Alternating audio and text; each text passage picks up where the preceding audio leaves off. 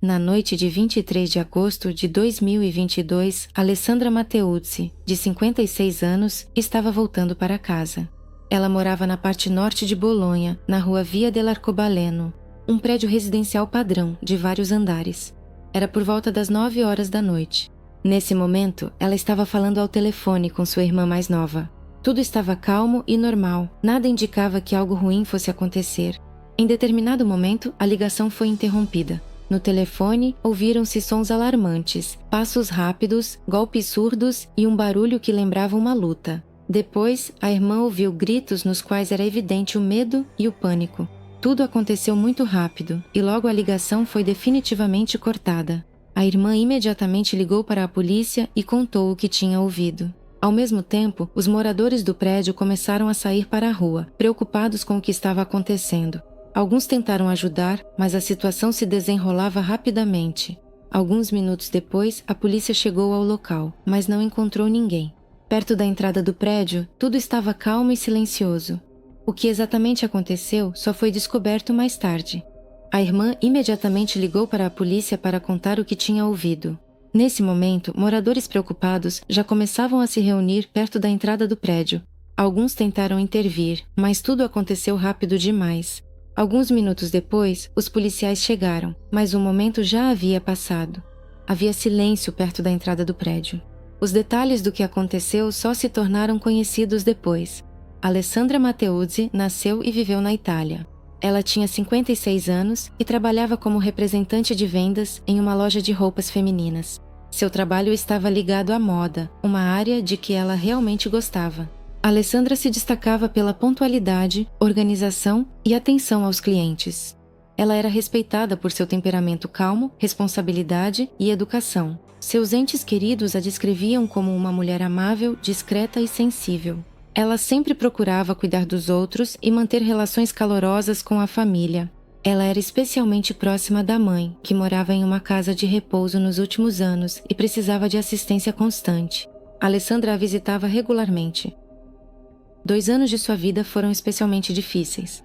Seu pai estava gravemente doente e todas as preocupações recaíam sobre os ombros de Alessandra. Ela se dedicou inteiramente a cuidar dele e esteve lá até o fim, cercando-o de carinho e apoio. Após a morte dele, foi difícil para ela voltar ao ritmo normal da vida. O esgotamento emocional mudou sua visão de mundo. Ela se fechou e parou de buscar novos relacionamentos, mesmo com as tentativas de persuasão dos familiares.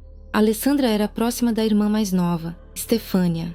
Elas conversavam diariamente, compartilhavam novidades, faziam planos e discutiam questões pessoais. A ligação entre elas era muito forte, baseada na confiança e compreensão.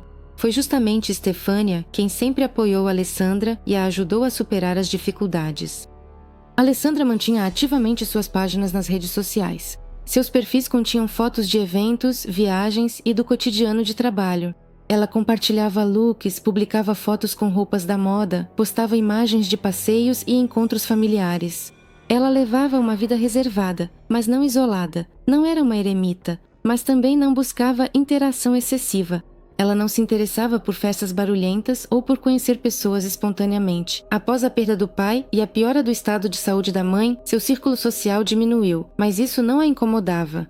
A rotina de trabalho, o cuidado com a mãe, a comunicação diária com a irmã e o cuidado com o animal de estimação formavam sua realidade estável e organizada. No entanto, em determinado momento, tudo mudou. Foi justamente através das redes sociais que entrou em sua vida uma pessoa que começou oferecendo atenção e apoio, mas depois destruiu completamente seu espaço pessoal e seu mundo seguro. Giovanni Padovania era jogador de futebol profissional e também trabalhava como modelo. Ele nasceu em Agrigento e no momento em que conheceu Alessandra, tinha 26 anos. Naquela época, ele fazia parte de um clube de futebol. Em sua biografia não havia escândalos ou conflitos públicos. Visualmente, ele causava uma boa impressão. Corpo atlético, aparência cuidada, autoconfiança, jovem, enérgico e ativo no espaço público. Padovania levava uma vida intensa nas redes sociais. Ele publicava regularmente fotos de treinos, ensaios fotográficos e viagens. Suas páginas despertavam interesse, especialmente entre as mulheres, e recebiam grande quantidade de curtidas e comentários. Ele parecia ser uma pessoa aberta, acessível e simpática. À primeira vista, um representante típico da geração de jovens que combinam atividade física e autoexpressão visual. O comportamento dele na internet não despertava suspeitas ou preocupações, pelo contrário, criava a imagem de um homem equilibrado e comunicativo. Alessandra notou o perfil dele no verão de 2021. A comunicação começou em formato digital, como costuma acontecer hoje em dia. A diferença de idade era de 3 décadas. Mas, em aparência e estilo de vida, Padovani parecia maduro. No início, ele demonstrava interesse, sinceridade e habilidade para manter o diálogo. Para Alessandra, que não buscava novos contatos românticos, esse tipo de comunicação foi inesperado, mas não preocupante. Ele tocou em um assunto pessoal durante a conversa, problemas de saúde que havia enfrentado anteriormente. Isso despertou compaixão em Alessandra. A irmã Stefania mais tarde observou que foi justamente a sensibilidade emocional que aproximou Alessandra. Aos poucos, a comunicação deles evoluiu para um contato constante. Eles trocavam mensagens regularmente, faziam chamadas e compartilhavam fotos. Ele perguntava como tinha sido o dia dela, compartilhava seus treinos e conquistas. As mensagens dele eram calorosas, no início até um pouco tímidas. Ele agradecia a Alessandra pela compreensão. Ele admitiu que gostava de estar em contato com ela. Havia muita rotina nisso, mas sem falsidade. Quando se encontraram pessoalmente pela primeira vez, Padovani foi educado, calmo e atencioso. Ele não demonstrou pressa nem impôs pressão. Ele veio de outra cidade para passar alguns dias com ela. Nessa visita, ele conheceu sua casa, seu cotidiano e seu círculo social. Ele respeitou os limites dela. Naquela ocasião, ele também sugeriu visitar a mãe dela no asilo, um gesto que causou uma forte impressão. Ele mostrou que estava disposto a aceitar a vida dela como ela é. Esses encontros se repetiram. Quando ele estava em Bolonha, passavam tempo juntos, em casa, passeando ou viajando pela cidade.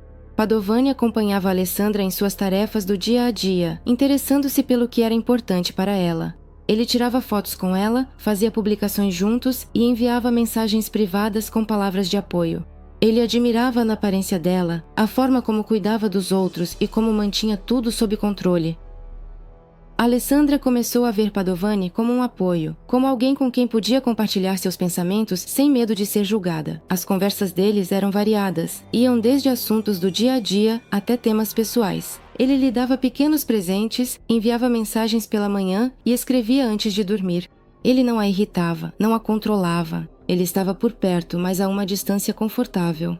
Ele parecia atencioso e emocionalmente sensível. No entanto, após alguns meses, a situação começou a mudar. Os primeiros sinais de alerta apareceram depois do período de Ano Novo. Aos poucos, o comportamento de Padovani começou a se tornar obsessivo. Ele começou a ligar mais do que o normal, controlava com quem Alessandra conversava e se interessava pela rotina dela. Conversas comuns passaram a se tornar interrogatórios. Em suas perguntas, surgiu a desconfiança. Ele suspeitava que ela lhe era infiel. Essas ideias se tornavam cada vez mais frequentes. Ele falava sobre isso não só com ela, mas também com a irmã dela. Ele ligava para Stefania e pedia que ela ficasse do lado dele. No início, ele falava em dúvidas, depois em convicções firmes. Stefania notava que as ligações dele estavam se tornando cada vez mais agressivas. Ele começava a gritar, acusava, não permitia objeções. O contato com ele se tornava emocionalmente exaustivo. Stefania parou de se comunicar com ele. Alessandra não seguiu seu exemplo imediatamente. Apesar do agravamento do comportamento dele, ela continuava mantendo o relacionamento na esperança de que melhorasse. Ela não tomava medidas drásticas, tentava resolver o conflito sem agravar a situação. No entanto, Padovani começou a ultrapassar os limites com mais frequência. A confiança mútua desapareceu. Ele começou a demonstrar ciúmes em relação a qualquer contato com outras pessoas. Ele exigia explicações até mesmo sobre publicações neutras nas redes sociais. Começou a fazer reclamações por causa de curtidas e comentários. O relacionamento ficava cada vez mais tenso. Ele ligava durante a noite, mandava mensagens sem motivo e criava situações que exigiam uma resposta imediata. O comportamento dele perdeu a coerência. Ele alternava entre a insistência e os pedidos de perdão. Alessandra começou a perceber que estava perdendo o controle da situação, mas ao mesmo tempo não via uma saída imediata. Ele já fazia parte do cotidiano dela, obsessivo, histérico, exigente. No início de 2022, Giovanni Padovani passou a tomar atitudes que iam além da pressão pessoal. Após mais uma visita à casa de Alessandra, ela descobriu que o acesso às suas contas digitais havia sido alterado. As senhas do e-mail e das redes sociais haviam sido hackeadas. As novas combinações estavam diretamente ligadas a nomes e temas relacionados a Padovani. Isso permitiu que ela concluísse que ele havia acessado seu computador e reconfigurado as contas para seu próprio uso. As ações dele não se limitaram apenas à interferência técnica. Paralelamente, Alessandra percebeu que seu WhatsApp estava conectado a um dispositivo externo. Ela descobriu a presença de um aplicativo espião instalado que permitia monitorar suas conversas, visualizar o histórico de mensagens e saber com quem ela se comunicava em tempo real. Isso significava que Padovani a vigiava remotamente. Ele controlava sua atividade na internet e acessava suas informações pessoais sem qualquer permissão. Essa vigilância não era acidental, mas sim uma perseguição sistemática. Ao mesmo tempo, ele aumentou a pressão, utilizando métodos de monitoramento diário. Ele exigia que Alessandra enviasse gravações em vídeo do seu entorno a cada 10 minutos. Esses vídeos curtos eram usados por ele como confirmação de sua localização e ações. A recusa provocava nele acessos de agressividade. Ele ameaçava terminar o relacionamento, acusava-a de traição e insistia em uma prestação de contas constante. A forma dessas exigências tornava-se cada vez mais autoritária. Alessandra começou a se sentir um objeto de vigilância, e não uma parceira no relacionamento. Mais tarde, descobriu-se que Padovani teve acesso não apenas ao telefone dela, mas também ao sistema de videomonitoramento de sua casa. Ele conseguiu se conectar às câmeras e a vigiava em tempo real. Uma das conversas preservadas com a mãe dele confirmava isso. Ele enviou uma captura de tela com a imagem de Alessandra, feita pelas câmeras de vigilância. Isso se tornou mais um elo na cadeia de violações. Alessandra não suspeitava de quão profundamente ele havia invadido seu espaço pessoal. Na segunda metade de 2022, o comportamento de Giovanni tornou-se abertamente agressivo. Ele começou a perseguir Alessandra não apenas no espaço digital, mas também na vida real. Sua aparição em frente à casa dela tornou-se frequente, mas acontecia sem aviso prévio. Ele aparecia em horários indefinidos, esperava ela voltar, ficava próximo à entrada do prédio, observava as janelas. Ela já não se sentia mais segura nem mesmo em seu próprio bairro. Os vizinhos o notaram várias vezes. Um dos moradores relatou que viu o homem. Tentou entrar no território do complexo. Em outra ocasião, ele foi visto no telhado do prédio. Alessandra pediu pessoalmente aos vizinhos que não abrissem a porta se vissem Giovanni na entrada. Esses pedidos estavam ligados ao medo constante e à falta de confiança de que ele se limitaria apenas a observar. Ele não se escondia mais. Com o tempo, Padovani começou a destruir a propriedade de Alessandra. Houve casos de danos ao carro.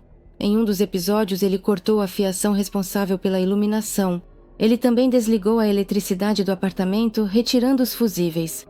Ele usava essas ações como pretexto para forçar Alessandra a sair do apartamento.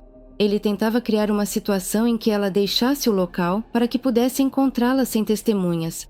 O estado psicológico de Alessandra piorou drasticamente. Ela vivia em constante tensão, sentia medo diariamente ao entrar no prédio, ao se aproximar de casa, ao abrir a janela. Ela passou a carregar um spray de pimenta na bolsa. Antes, ela nunca tinha tomado esse tipo de medida. Ela contava aos mais próximos que tinha medo de voltar para casa. O pânico se tornou parte diária da sua vida.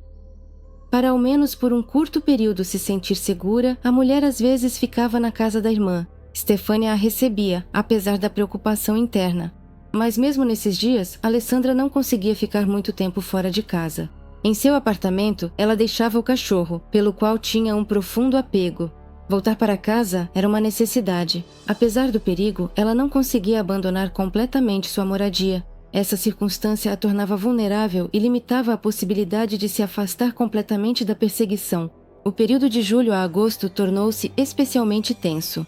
Alessandra percebia que sua vida estava em perigo. Ela compartilhava suas angústias com a irmã, descrevendo episódios específicos de agressão. Apesar disso, até o momento da separação definitiva, ela continuou buscando compromissos. Ela tentava evitar conflitos, na esperança de que o comportamento de Padovani mudasse. No entanto, sua obsessão só aumentava. Ele não via o distanciamento como um limite, mas interpretava isso como uma humilhação pessoal. Diante da ameaça crescente, Alessandra decidiu buscar proteção.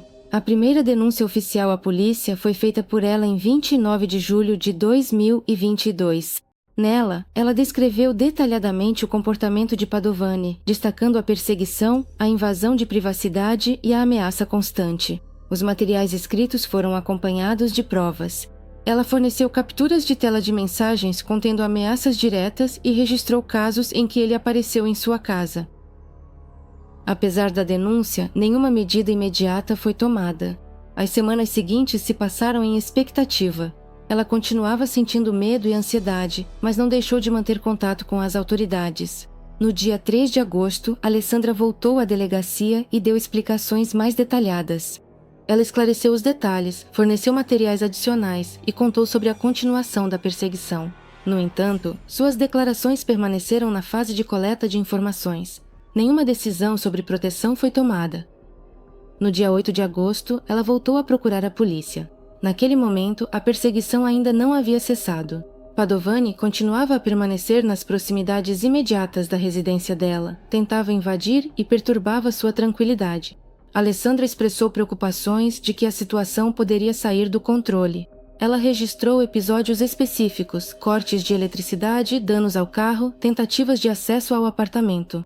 Tudo isso foi acompanhado por mensagens com um claro tom agressivo. No dia 13 de agosto, ocorreu o quarto encontro com representantes das autoridades policiais. Alessandra mais uma vez confirmou que teme por sua vida.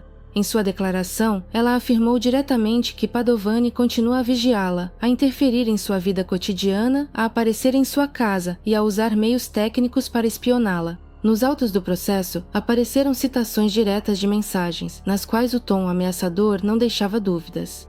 Alessandra declarou abertamente: "Eu não quero morrer". Essa frase refletia o estado em que ela se encontrava. Nas respostas oficiais da polícia, não havia promessas concretas. Medidas reais não foram tomadas.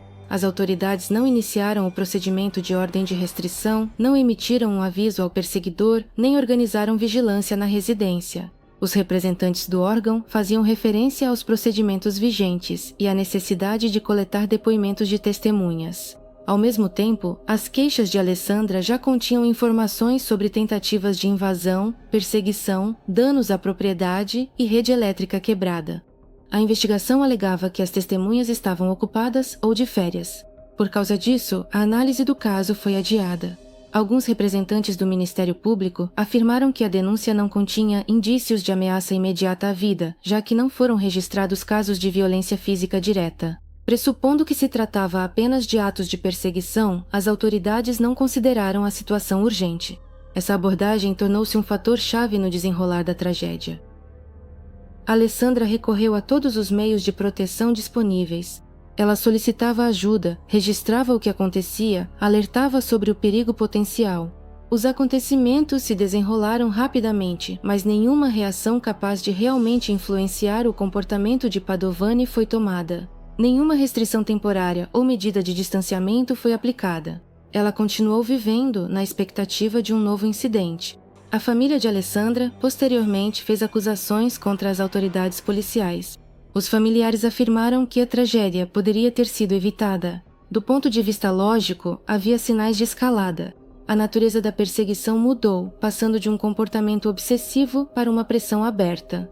As ações de Padovani tinham um caráter sistemático e perigoso. No entanto, em nível de decisões administrativas, isso não gerou a devida reação. No dia 20 de agosto de 2022, 3 dias antes da tragédia, Giovanni Padovani fez uma lista.